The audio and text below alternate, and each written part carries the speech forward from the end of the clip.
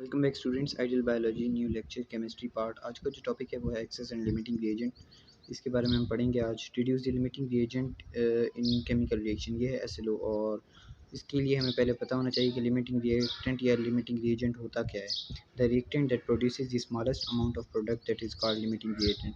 यानी कि ऐसा रिएक्टेंट जो कि किसी भी इक्वेशन में या रिएक्शन में जल्दी कंज्यूम हो जाए, यानी कि बहुत जल्दी कंज्यूम हो जाए और उसके अलावा उसकी वजह से प्रोडक्ट जो है वो कम आए, उसे हम क्या कहेंगे, लिमिटिंग रिएक्टेंट। तो अगर हम यहाँ देखें इस इक्वेशन में एक एग्जांपल है। यहाँ पे हमने 3 मोल्स ऑफ H2 लिए हैं with 1 mole of nitrogen gas. तो हमें क्या मिल रहा है, 2 मोल्स ऑफ अमोनिया मिल रहे हैं, यानी कि 3 moles of H2 he 1 mole of N2 के साथ मिलके क्या देंगे, 2 मोल ऑफ NH3। अगर हम इसके मोल्स कम कर दें और इसके सेम रखें, यानी कि 1-1 कर दें, तो क्या होगा, हमारे पास कौन सी चीज़ जल्दी कंज्यूम होगी। अगर हम दोनों की क्या कर दें, मोलर रेशो सेम कर दें 1, तो यानी कि इसका 1 मिलेगा, इसका 1 होगा और इसके 3 होंगे, तो ही हमें 2 मोल्स ऑफ NH3 मिलेंगे ना। अगर हम इसके कम कर दें, इसके सेम ही रहें, यानी 1-1 कर दें दोनों के, तो पहले कौन कंज्यूम होगा, ये कंज्यूम होगा ना, ये तो बच जाएगा। वैसे भी ये तो पूरे रिएक्शन में ही हमें, जब ये 3 मोल्स के साथ हमें 1 मोल मिल रहा था, तो हमने ये 1 मोल वैसे ही रखा है इसका, सिर्फ इसका कम किया है, तो ये जल्दी ख़त्म हो जाएगा ना, ये रह जाएगा, ये एक्सेस हो जाएगा, तो ये लिमिटिंग हो जाएगा। यानी कि जो ऐसा रिएक्टेंट जो जल्दी कंज्यूम हो जाए, उसे हम क्या कहेंगे, लिमिटिंग रिएक्टेंट। तो इस इक्वेशन से हमें क्या पता चल रहा है कि कौन सा लिमिटिंग रिएक्टेंट, H2 है। ये रिलेशन आपको उम्मीद है समझ आया होगा।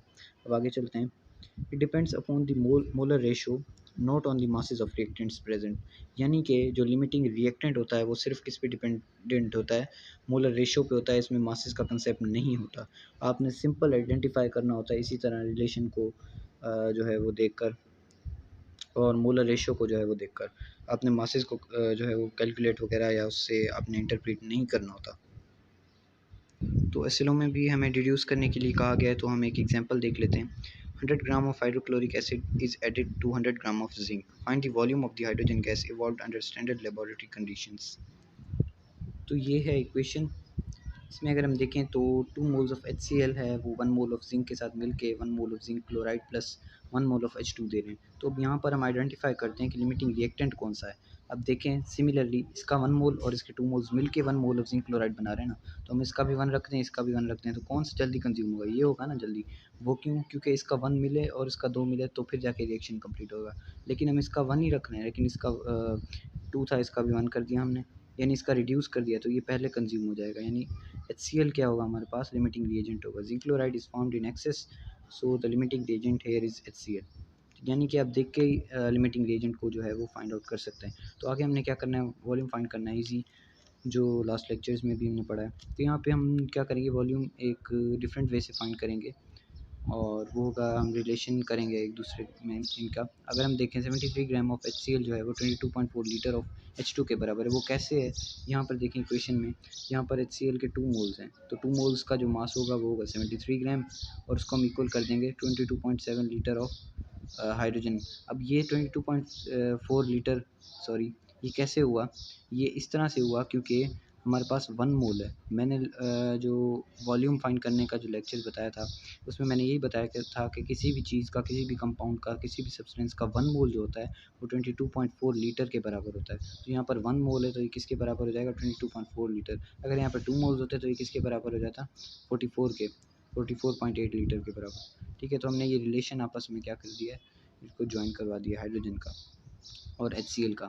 उसके बाद 100 ग्राम ऑफ HCl कितने लीटर्स के बराबर होगा। सिमिलरली अगर 73 ग्राम्स ऑफ HCl 22.4 लीटर के बराबर है, तो 100 ग्राम ऑफ HCl कितने लीटर्स के बराबर होगा। सिमिलरली कुछ भी नहीं है, हमने इसे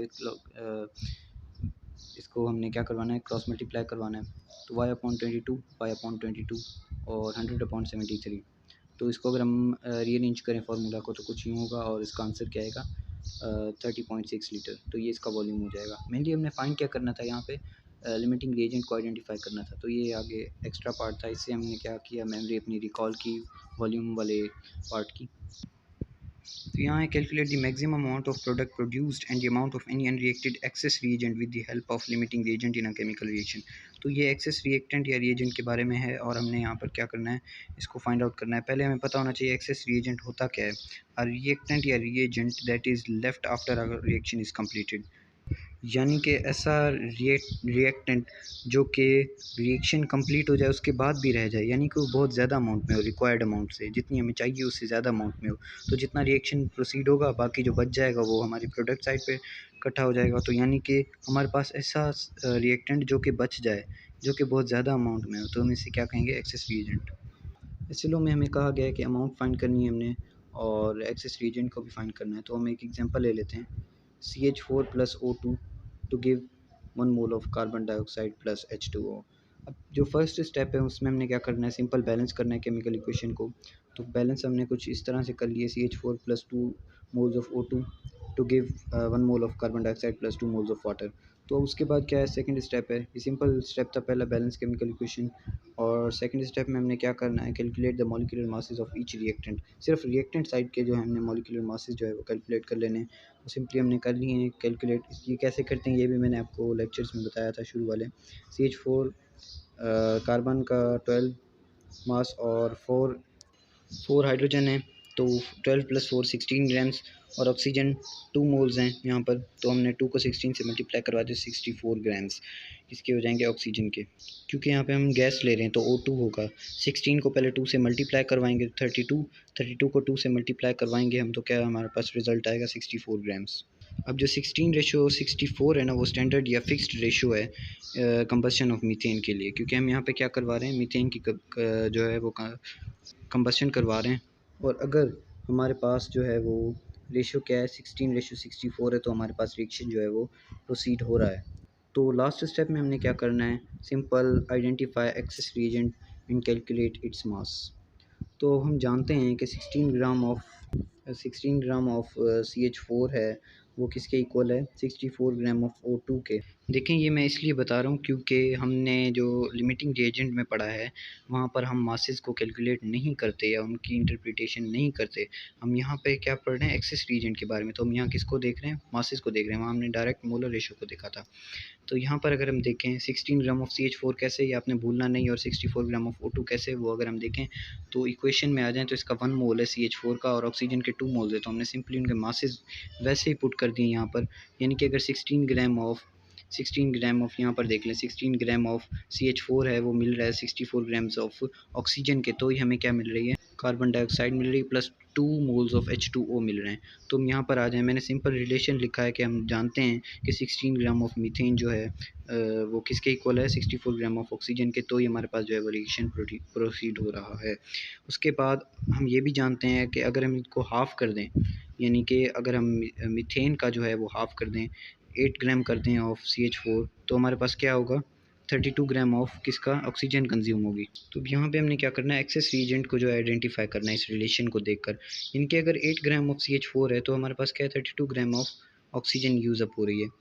तो अब हमने क्या करना है कि हमारे पास जो ऑक्सीजन है वो हाई अमाउंट में है। अब हम देखें ना, अगर तो यहाँ पर अगर आप देखें, आप अगर इसको भी 1 मोल कर दें और इसको भी 1 मोल, तो क्या होगा, कौन जल्दी जो है वो हमारे पास यूज़ अप हो जाएगा। इसको अगर हम कंपेयर करें इनके मासेस के साथ, तो देखें अगर हम 1 मोल कर देते हैं तो इसका 16 ग्राम बनेगा और इसका जो है वो 32 ग्राम बनेगा। लेकिन यहाँ पर 2 मोल्स हैं किसके, ऑक्सीजन के, और इसके क्या है, 1 मोल है। तो इसका हमने क्या कर दिया, हाफ़ मोल कर दिया। इसका 1 भी पूरा नहीं है, हाफ़ मोल है इसका। इसका क्या है, 1 मोल है पूरा। तो यानी कि इसके पास 1 मोल है और इसके पास हाफ़ मोल है। तो अगर हम इसके मासेस कंपेयर करें तो मास किसका ज़्यादा होगा, ऑक्सीजन का ज़्यादा होगा ना। 32, टोटल 64 था, टोटल 64 था, उसमें से 32 हमारे पास कंज्यूम हो गया और उसके अलावा इसके 8 ग्राम कंज्यूम हो गए। इसके पास मोलर रेशो कम है, इसके पास एक 1 कंप्लीट मोल रहता है, इसके पास 1 कंप्लीट मोल नहीं रहता है। इसके पास हाफ़ हमने यूज़ कर लिया, हाफ़ रहता है सिर्फ, इसके पास क्या है, ज़्यादा है, इसके पास 1 मोल और रहता है, क्योंकि हमने ऑक्सीजन सिर्फ O2 कंज्यूम की है, 2 O2 कंज्यूम नहीं की फ़िलहाल। ये मैंने रिलेशन बताया जिससे हम क्या करेंगे, आइडेंटिफाई करेंगे एक्सेस रिएजेंट को, यानी कि 1 मोल ऑफ O2 और हाफ़ मोल कंज्यूम किया है किसका, CH4 का। तो यानी कि इसका बाकी कितना बचा, इसका हाफ मोल और बच गया, क्योंकि 1 मोल था इसका, हाफ हमने यहाँ ले लिया 8 ग्राम, 16 टोटल था उसका हाफ कर लिया 8 ग्राम, और यहाँ पर इसका क्या था 2 मोल्स थे उसका हाफ कर लिया 32 ग्राम। तो पीछे क्या बचा, 1 मोल इसका बचा, हाफ मोल इसका। तो 1 मोल इसका है ना, तो 1 क्या हो गया, ज़्यादा हो गया, हाफ कम हो गया। तो एक्सेस रिएजेंट क्या होगा, ऑक्सीजन होगा। तो oxygen will be access reagent. अब हमने क्या करनी है, फाइंड करनी है अमाउंट, फाइंड करनी है किसकी, ऑक्सीजन की। तो टोटल अमाउंट ऑफ ऑक्सीजन को अगर हम माइनस करेंगे कंज्यूम अमाउंट से ऑफ ऑक्सीजन, तो हमें क्या मिल जाएगी, अमाउंट मिल जाएगी ऑक्सीजन की। टोटल अमाउंट कितनी थी 64, जिसमें से हमने कितनी कंज्यूम की 32। तो हमें क्या मिला 32 ग्राम ऑफ O2। ये हमें क्या मिल गई, अमाउंट भी मिल गई किसकी, ऑक्सीजन की, यानी एक्सेस रिएजेंट की। और इस रिएक्शन में 8 ग्राम्स जो हैं किसके, मीथेन के, वो जल्दी से बर्न हो जाएंगे, कंबस्ट हो जाएंगे, और हमारे पास वो क्या होगा, लिमिटिंग रिएजेंट होगा। जबकि हमारे पास क्या होगा, हमारे पास जो ऑक्सीजन होगा वो रह जाएगा इन एडिशनल अमाउंट, तो वो क्या होगा, access reagent. So that will all about access reagent and limiting reagent. I hope आपको समझ आया होगा इसके प्रॉब्लम्स भी। अगर आपको समझ नहीं भी आया तो आप कोशिश करें लेक्चर को गौर से सुने और दोबारा सुने, तो I hope you will get that.